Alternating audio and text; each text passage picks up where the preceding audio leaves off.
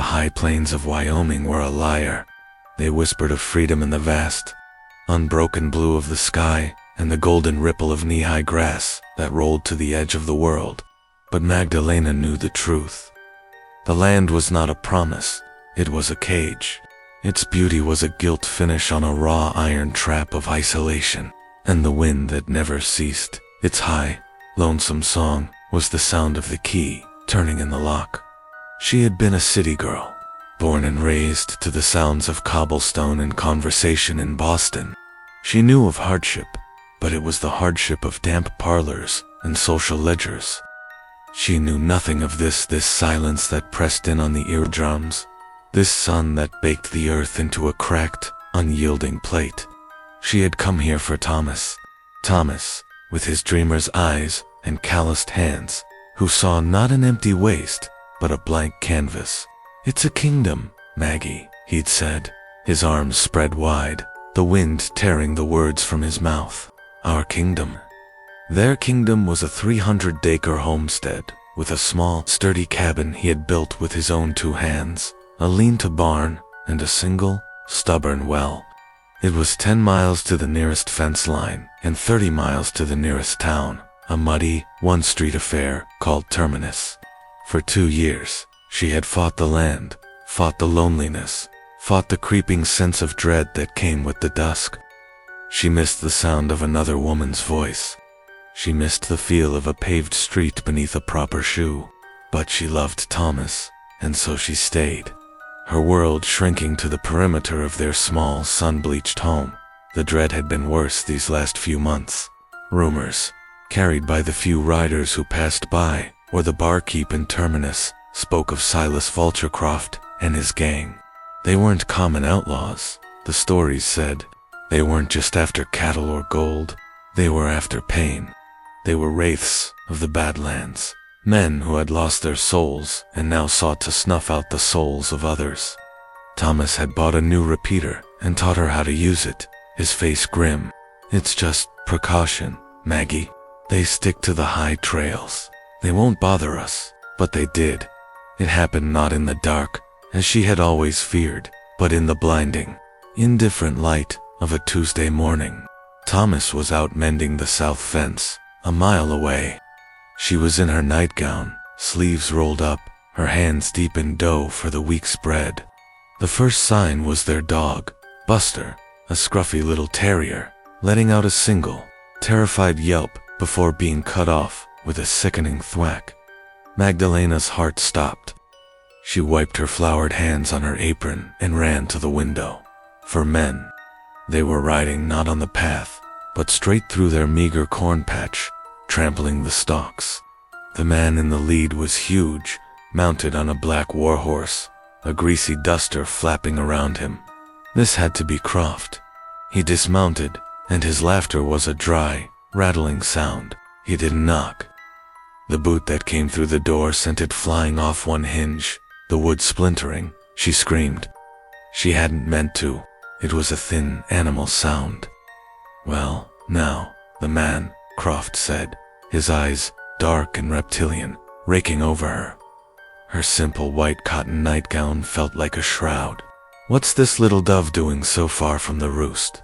His men, reeking of whiskey and unwashed bodies, poured in behind him, their spurs ringing on the floorboards Thomas had so carefully laid. They were loud, bright, and terrifying. "Please," she whispered, backing away until she hit the cold stone of the hearth. "Please, just take what you want.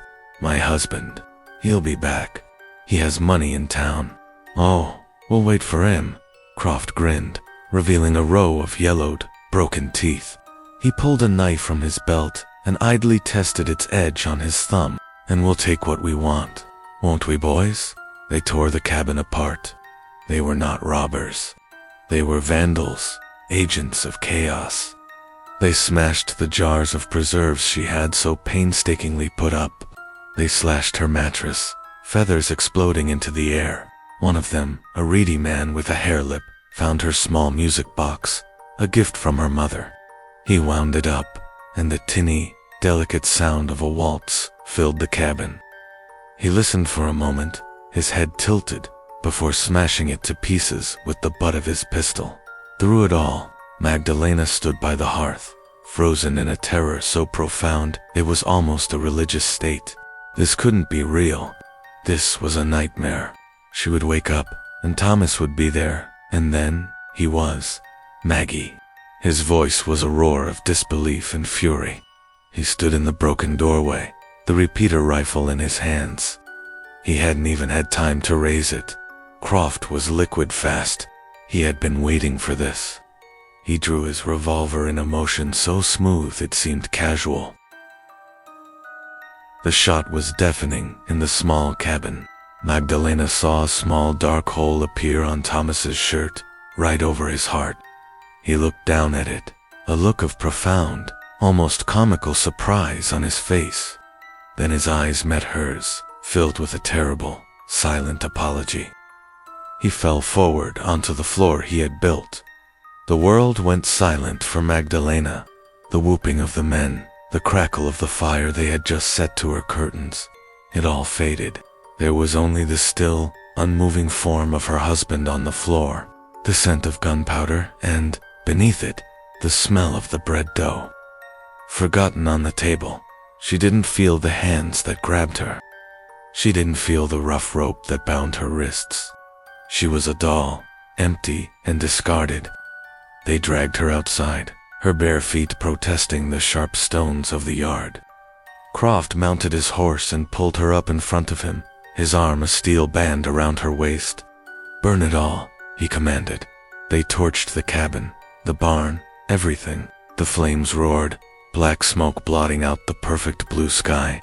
They rode away, leaving the body of her husband to be consumed by the fire that was eating their entire life. They rode for hours, deep into the unfamiliar, broken land of the Badlands. Magdalena was numb, a passenger in her own horror. The man holding her, Croft, would occasionally lean in, his breath a foul miasma in her ear. "You're Vulture's woman now, girl. You'll learn to like it." They made a sloppy camp as dusk fell. They were arrogant, drunk on their own cruelty and the last of Thomas's whiskey. They tied her to a scrub brush, her bonds loose and careless. They thought she was broken. They were right. But a thing that is broken has nothing left to lose. As the night deepened and the men fell into a drunken slumber, a different part of her woke up. It was not courage. It was a cold, sharp-edged thing. It was hate. It was the refusal to be this. She worked at the ropes. Her wrists were raw, but the hemp was old and frayed. It finally gave. She didn't pause to think. She just moved, a shadow detaching herself from the bush. One of the men, a younger one on watch, stirred. "Who's there?" he slurred. She froze. He stood up, peering into the dark. He saw her, and his eyes widened. He lunged, not for his gun, but for her, a greedy look on his face. "Get back here, you." He grabbed the shoulder of her nightgown. She twisted, clawing at his face. He grunted and shoved her, drawing a knife. Stubborn, ain't? She didn't see the blade so much as feel it. A searing white-hot pain tore through her right shoulder. She screamed, a ragged, desperate sound, and stumbled back. The man looked at the blood on his knife, then at her. The scream had roused the others. "She's loose, Croft, she's loose." That was all she needed. She turned and ran. She ran without thought, without direction, fueled by a primal terror. She plunged into the darkness, the only sound the pounding of her own heart and the shouting of the men behind her. She heard a gunshot, and something whined past her ear, but she didn't stop. She ran all night. Her bare feet were shredded by rocks and thorns. The cold of the high desert night seeped into her bones, but the pain in her shoulder was a fire that kept her moving. She stumbled, fell, and rose again, her nightgown torn to rags, caked in dirt and her own blood. She had no idea where she was, only that she was moving away from them. When the first hint of gray light touched the eastern sky, she saw it, a dark line in the distance, a fence. It was the fence line for the Broken Spur Ranch. a place she had only heard of, miles and miles from her own homestead. It was a line of civilization, a border. She ran for it, her lungs burning, her vision tunneling. She could hear them, faintly, in the distance. They were on horseback, fanning out, searching. They would find her. This open prairie was a killing floor. She reached the fence, her last ounce of strength gone. She grabbed the rough splintered wood of the post, as if it were the hand of God. She collapsed against it, her legs giving out, sinking into the dry grass. She was done. She couldn't move another inch. She was going to die here, barefoot, in the dirt. Just like Thomas, she closed her eyes, gasping, waiting for the sound of the hoofbeats. She heard one, a single horse, moving at a steady walk. Not the frantic search of the gang. This was different. And another sound, a soft huff of a dog. Magdalena's eyes snapped open. Her heart leaped into her throat. He was here. One of them had found her. A man on a tall bay horse came over the rise. He was not one of them. He was dressed in a clean vest, a dark hat, and a red bandana. A badge on his vest glinted in the new morning sun. He reined in his horse, his eyes taking in the scene with a shocking, impossible calm. A small, sausage-shaped dog trotted at his horse's heels, looking at her with a curious head tilt. The man swung down from his saddle in one fluid motion. He didn't reach for his gun. He moved slowly, deliberately, as if not to spook a deer. He crouched, his knees cracking, keeping a respect. Marshal Wes Kane had been tracking the Croft gang for 2 weeks. Ever since they'd hit the bank in Cheyenne and killed 2 tellers for the sheer sport of it. He was a patient man. He understood that men like Croft were not hunted like deer. They were trapped like wolves. You found their habits, their territory, and you waited for their arrogance to betray them. His only companion on these long, quiet rides was Shorty, a dachshund mix of improbable courage and boundless loyalty, who was currently sniffing the air with a low whine. "What is it, boy?" Wes murmured. Shorty was a better tracker than most men, and he never gave a false signal. He'd been worried for the last half mile, and Wes had finally unholstered his Colt. Resting it on his thigh, he'd seen the smoke plume an hour ago, a greasy black stain against the pristine morning. It was in the wrong place. Too far south for the broken spur, too far north for anything. It was a homestead, and homestead smoke was white and thin. This was the smoke of ruin. Then Shorty darted ahead. Wes spurred his horse, Captain, over the low rise. And he saw her. She was a ghost, a battered, terrified spirit clinging to a fence post as if it were the last solid thing on earth. He took her in instantly, the bare feet, bloodied and raw, the white slip, torn and smeared with dirt and gore, the wound on her shoulder, a ragged, ugly gash, still weeping blood, and her eyes. Dear God, her eyes. He had seen terror before, but this was something deeper. This was a soul that had been hollowed out.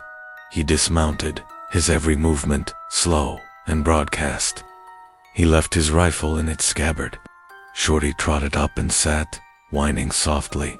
Wes crouched, bringing himself lower than her. He knew this look. She wasn't seeing him. She was seeing the men she'd just escaped. "Ma'am," he said, his voice low and calm. He called it his ledge voice, for talking men down from high places. "My name is Marshal Wes Kane. I'm a federal officer.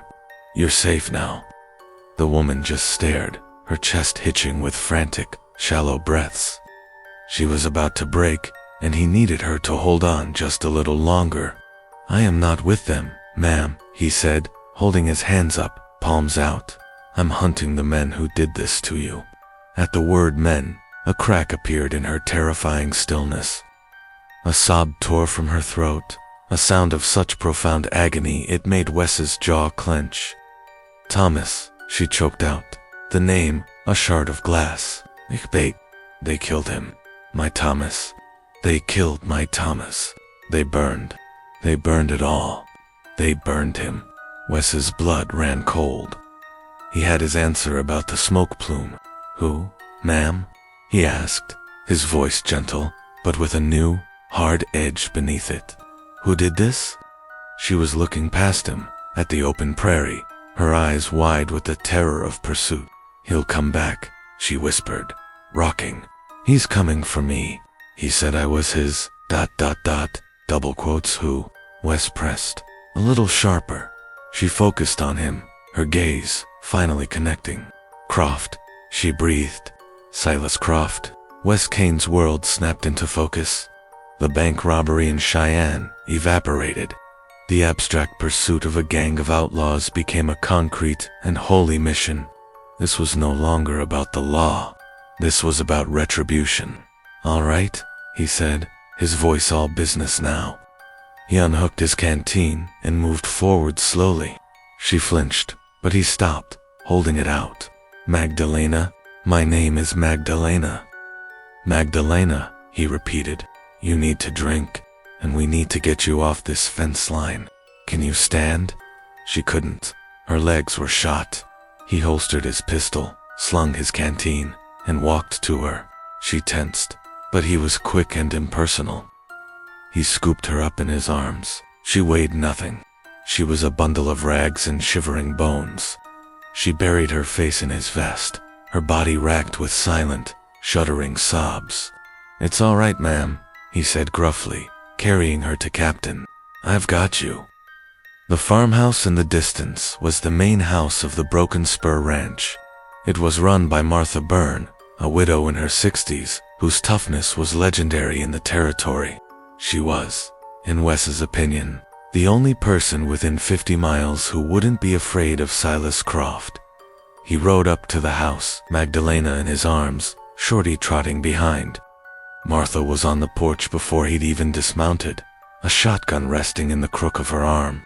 Her stern, wrinkled face took in the scene, and her eyes softened for just a moment. God in heaven, she breathed, setting the shotgun down. Bring her in, Marshal. Bring her in. They spent the next hour in a flurry of activity. Martha, with a gentle efficiency that belied her gruff exterior, cut away the ruined gown, cleaned and stitched Magdalena's shoulder, and wrapped her in a thick quilt. She forced broth and laudanum down her throat, clucking and murmuring like a mother hen. Magdalena finally, blessedly, fell into a dark, drugged sleep in Martha's own bed. Wes stood on the porch, washing the caked blood from his hands and vest in a basin. So, Martha said, coming out with 2 cups of coffee, Vulture's brewed. It wasn't a question. Yes, Wes said, taking the cup. Killed her husband, burned their homestead, took her, and she got away, Martha said, a flicker of fierce pride in her eyes. She's got grit. What's your play, Marshal? He'll be back, Wes said, staring out at the prairie. He won't let this go. A man like Croft, his pride is everything. Her escaping ... that's a slight he can't abide. He'll come looking for her.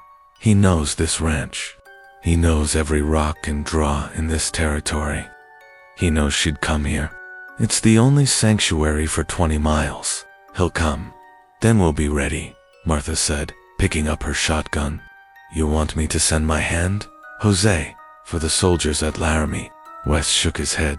No, that's 2 days' ride, and they'll be here by nightfall. This is my fight, Martha. I just need you to keep her safe. Bar the doors. Stay away from the windows. When they come, you let me handle it. Martha looked at him, one man against a gang. You're a fool, Wes Kane. Yes, ma'am, he said, finishing his coffee. But I'm the fool with the badge. He spent the afternoon preparing. He moved Captain and Martha's horses into a small, hidden box canyon, half a mile away. He didn't want the gang to know he was here. He wanted them to ride right in. He checked his repeater, his revolver, and a spare pistol he kept in his saddlebag. He placed the repeater in the barn's hayloft, which gave him a clear view of the entire ranch yard. He put the spare pistol and a box of cartridges in the kitchen. Then, he waited. Shorty, sensing the tension, curled up at the base of the hayloft ladder, silent and watchful. The sun began to dip, painting the sky in violent streaks of orange and purple. The wind died down, and a heavy, expectant silence fell over the ranch. Wes watched, unmoving, from the darkness of the loft. They came just as the last light was fading. 3 riders materializing from the dusk like phantoms. Wes recognized Croft in the lead. They reined in at the edge of the yard. "Martha." Croft's voice was a gravelly roar. "You in there, old woman? I'm looking for something that belongs to me. A little, broken dove. Send her out, and we'll let you live." The house remained dark and silent. "Don't make me come in, Martha. I'll burn this place to the ground, just like the last one." "She's not here, Croft." Wes's voice boomed from the hayloft. The reaction was instant. The 3 men scattered, diving from their horses, drawing their guns. A shot rang out from Croft, thudding into the barn wall. "A marshal," one of the men yelled, taking cover behind the water trough. "It's a trap. He's one man." Croft roared, his voice laced with fury. He was behind the main corral fence. Kill him, and burn the house." The man at the trough, the reedy one with the hair lip, raised his head to fire at the loft. Wes was ready. He squeezed the trigger of his repeater. The shot was clean. The man slumped over the trough, his gun splashing into the water. The second man, who had dived behind a woodpile, began firing wildly at the barn, trying to give Croft cover. Wes ignored him. He was focused on Croft. But Croft was smart. He was using the other man as a distraction, low-crawling along the fence line, making for the house.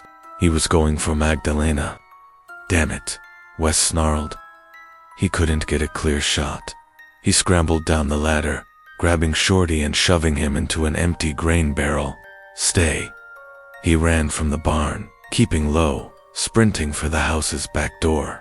The man at the woodpile saw him and spun, firing. A bullet tore through the sleeve of Wes's shirt, stinging like a wasp. Wes didn't slow. He hit the back door of the kitchen, kicking it open, his revolver in his hand. He heard a crash from the front of the house.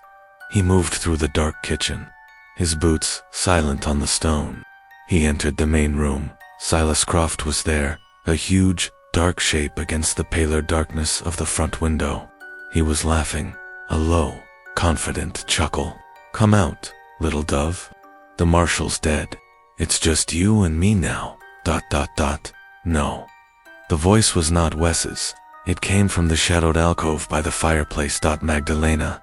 She was standing there, not in the quilt, but in one of Martha's dressing gowns. Her dark hair was matted, her face pale as bone, but her eyes were 2 burning embers in the dark. In her hands, she held Martha's shotgun. It was shaking, but it was pointed straight at Croft's chest. "You, ... Croft's laugh died, replaced by a snarl of pure rage. "You stupid ... He raised his pistol. "Drop it, Croft," Wes ordered, stepping out from the kitchen doorway. Croft was trapped. He spun, a wild animal, trying to decide which threat to take first. He made his choice, swinging his gun toward the marshal. 2 shots exploded in the small room, so close together they sounded like one. Wes's shot hit Croft in the chest, Magdalena's shotgun blast